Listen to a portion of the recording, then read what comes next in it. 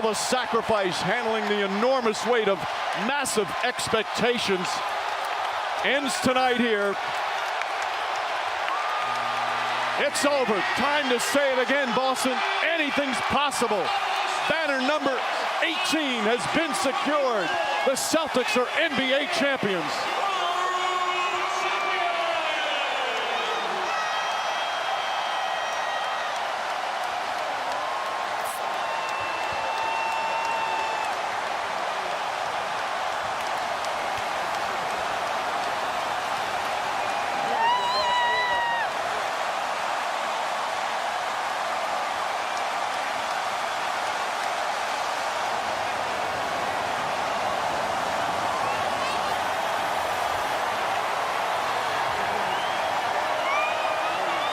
Hey NBA fans, hope you're having a great day because I sure am. Well, we're less than 24 hours away from the start of the 2024-25 NBA season. I'm super excited. I've been desperately waiting for the NBA to return. In today's video, I'd like to share my predictions for the 2024-25 season, who will be champ, the breakout team, and my picks for conference finalists. I'll also predict the MVP and name who I think will be the 3 worst teams. Maybe I'll throw in some other thoughts as I love to improvise. Let's start with the negative. Worst NBA teams this season. Competition's tight, not as clear-cut as you might. All right? I have 3 clear candidates, without a doubt. Let's go through them by conference. I think the team that's going to have the worst season in this is the Detroit Pistons. See how the Charlotte Hornets perform, as I feel we need to see a great season from LaMelo Ball. I mean, a season where he's a potential MVP candidate, because I think LaMelo has the talent to aspire to an MVP. But until he proves it, his team doesn't have the roster to be a playoff contender, let alone more. If he's not performing at that level, plus injury concerns, they'll likely be among the bottom 4 teams. In fact, I'm almost certain they'll have one of the top draft picks. The other team would be the Washington Wizards. Besides Jordan Poole, there's not much to praise there. Honestly, it'll depend. Just like with Melo Ball, it'll depend on Jordan Poole stepping up for the team and the team proving and progressing. I don't think he'll do very well. In fact, I see Jordan Poole as a good secondary player. He's the guy who shows up in games when Curry and Klay Thompson are out. But expecting Jordan Poole to carry a team over 82 games, I don't even think he'll average more than 22 games. Melo Ball is different. I feel he's got the talent to contribute in all areas. Assists, scoring 30 points a game, and even doing a good job defensively. Jordan Poole, on the other hand, is just a 3-point specialist and a decent shooter. I don't even think he's among the top 5 in the league. Well, regarding the Pistons, I honestly don't know where to start. Besides Cade Cunningham, it seems like a team with terrible defense and offense. In fact, I think they're prime candidates for Victor Wembanyama. It might be best if the team decides, you know what, we have a good guard. Why not let this season be about getting Wembanyama? We have a great power forward and a great point guard in Cade Cunningham. We already have a core to build around. If this team tries hard, they might not even make the playoffs or get a good draft. This season, I have a feeling many teams won't mind losing, knowing Wembanyama might be among the draft. Many probably like the idea of landing a player who looks spectacular for winning championships.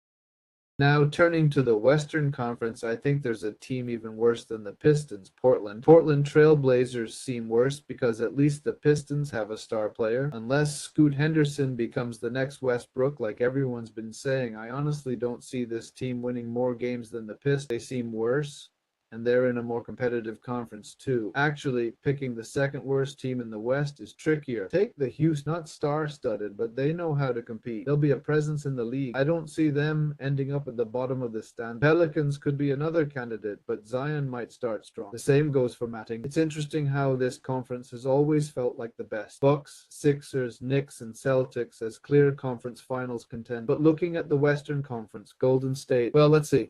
I might add this. I think Golden State will have their worst season in 15 years since Curry joined, and they might not even see it as that bad. As I mentioned, Cooper Flagg's arrival could benefit Curry. Maybe Golden State should try to secure that first. It's hard to have a worse season than the Pistons or Portland, though. Impossible. Unless you secure those first-round picks and have a bad season. Can't really guarantee it, but honestly, tanking a season isn't the smartest move, especially when you've got Stephen Curry in his final years. So considering that, Golden State might make the play-in, or maybe not even that, but I doubt they'll end up with those late picks mainly because Curry's in his twilight years and doesn't want to waste them. That's something we need to keep in mind. I also think Curry's going to have one of his highest scoring seasons ever. Not MVP worthy, but he'll likely be top 5 in scoring. I'd even go as far as saying top 3. Seeing that his team lacks a scorer, if they need points, it'll depend on this guy playing heavy minutes. Now, from the Eastern Conference, sorry, I think it's going to be Portland. The other unlikely candidate, in my opinion, is the Spurs. The Spurs, well, Victor Wembanyama is great, but not enough for playoffs in my. Now with Chris Paul joining, they might make the playoffs. To be honest, I'm starting to think they will. I believe the Spurs will compete with Golden State for a playoff spot this season. Either team is guaranteed, but neither will be completely out. I think Chris Paul will create more opportunities for the team. I even think Victor Wembanyama will be averaging close to 30 points per game. Chris Paul could average over 9 assists per game this season. That's why I'm unsure if the Spurs could secure one of those spots. In fact, I'd say the cutoff for playoff spots in the West will be incredibly tight this year. In the East, there's a clear gap between the Knicks, Celtics, Sixers, Heat, maybe Magic, and the Bucks. The other teams aren't really playoff contenders. But in the West, you've got the Clippers, Rockets, Thunder, Grizzlies, Jazz, and Wolves all in. It's a really tough situation to predict.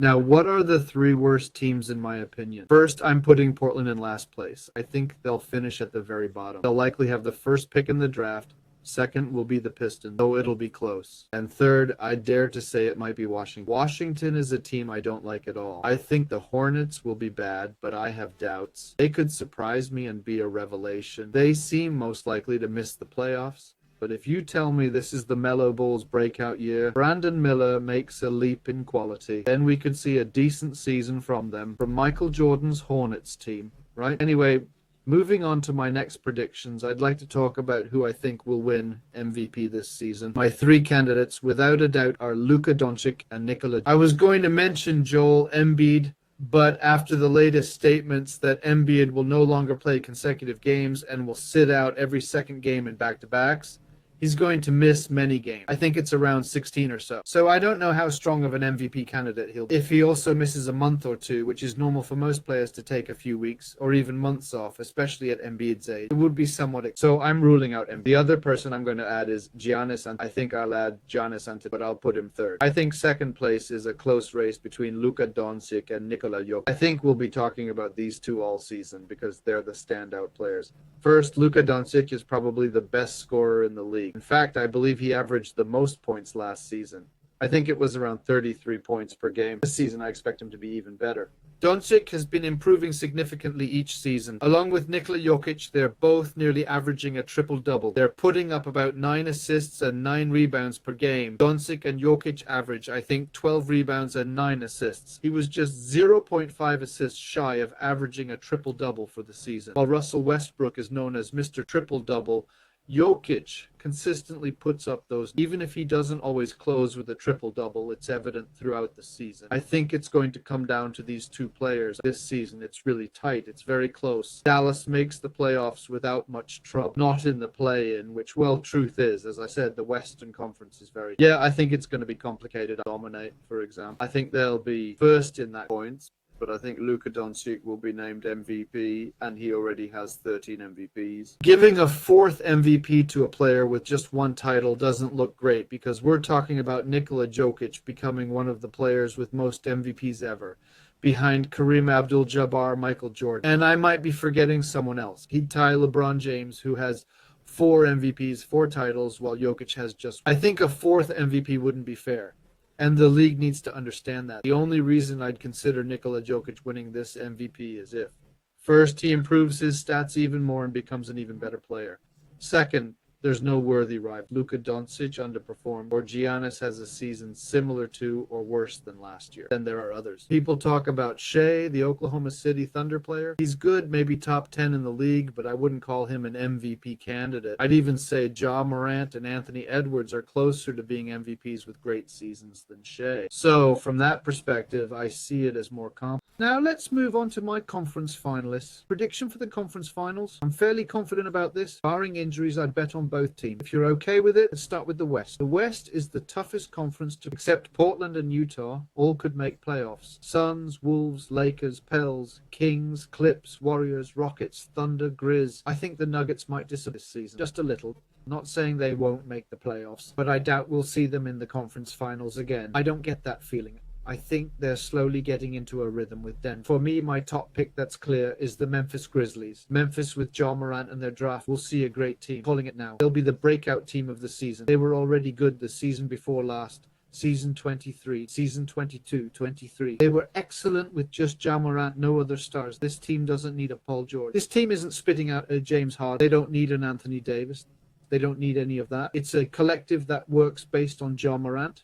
Take away Ja Morant, terrible season. Now with Ja Morant, this team is incredible. Ja Morant steps up, improves his offensive stats. He could be in the MVP conversation. My top candidate there, right? Sure, if everyone's healthy, they're in my top 5 or 6. If Nikola Jokic falls, I think Ja Morant too. Plus, I think he'll have one of the best teams. I believe he'll play in the conference finals. And who will he face in the conference finals? This is where it gets a bit tricky, you see. I have 2 candidates. I'm going with the Oklahoma City Thunder from top to bottom. They have an excellent team.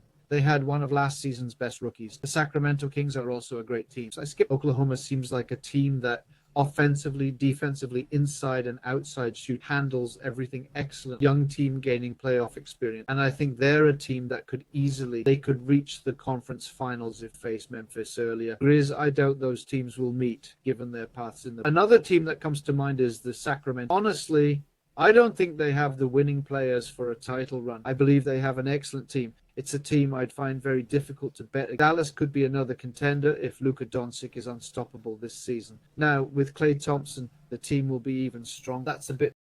Now, my prediction for the Eastern Conference, and this is my favorite conference. In fact, I believe this will be the conference I followed the most throughout the season. There are very good teams, but also a lot of inequality, must be said.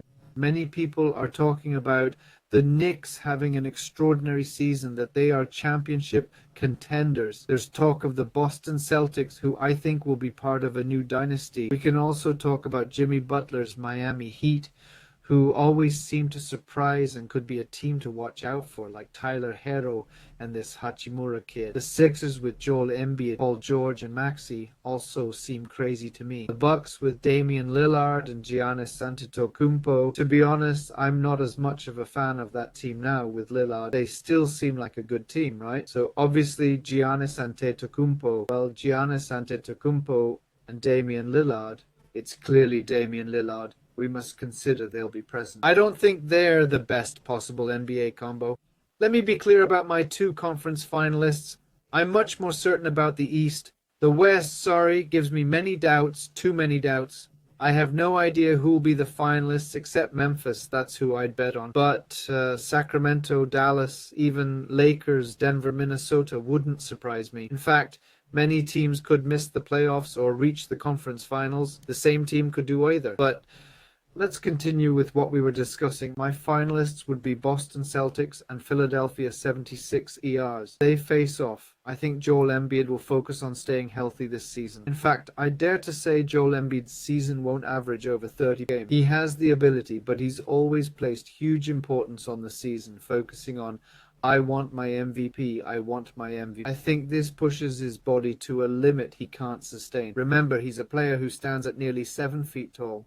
He weighs around 300 pounds or a bit less. With such physical demands, it's normal to expect issues with knees and tendons. Even though his body is big and strong, some parts aren't as resilient. So, I think Embiid might let Paul George and Maxey take the spotlight during the season. He might not even be the team's best player at times. In games against Denver, the Knicks, or the Celtics, we'll likely see Embiid step back a bit. These high-stakes matchups will really test his ability to balance performance and physical well-being. Where I think Embiid will take center stage, but against teams like Pistons, Wizards, or Hornets, he might rest more or even sit out, which I think is best for him to be ready for playoffs. Because if you ask me if I want playoff Embiid at his best, his aggressive version, remember he just scored 73 points in a game. 70 in a game. That's crucial to understand what this guy is capable of. So I believe the Sixers will have a great playoff run this season. The Celtics, who I consider the best NBA team right now, will be the conference finalists. So my prediction would be Memphis Grizzlies versus Oklahoma and Boston Celtics against Philadelphia Sixers. That's my prediction. Now let's move on to the final part of the video, NBA fans. Who's going to be the NBA champion for the 24-25 season? Well, I think the Boston Celtics will repeat as champions. I believe we're going to see a Boston Celtics dynasty we saw with Golden State, and before that with Jordan's Bulls. If these Celtics stay together for 5-7 more years, they could win 3 or 4 more championships. I don't think they'll reach Jordan's level of 6 championships because the NBA's current level is so high and it's tough titles, as you could face anyone in the finals, Bron, Curry, or Wembanyama in the finals, or even the Mavs. The Celtics are just too good. Sometimes I wonder if their team is even legal. Consider having a center, in my view, all-star caliber like Porzingis, who may lack the American marketing to be chosen for an all-star game. But for me, he outperforms many centers who actually make it to the NBA All-Star. I'd take Porzingis over DeValo or even Anthony Davis right now, as of today. Now, Jason Tatum is easily one of the top 10 players in the league, and I'd even say that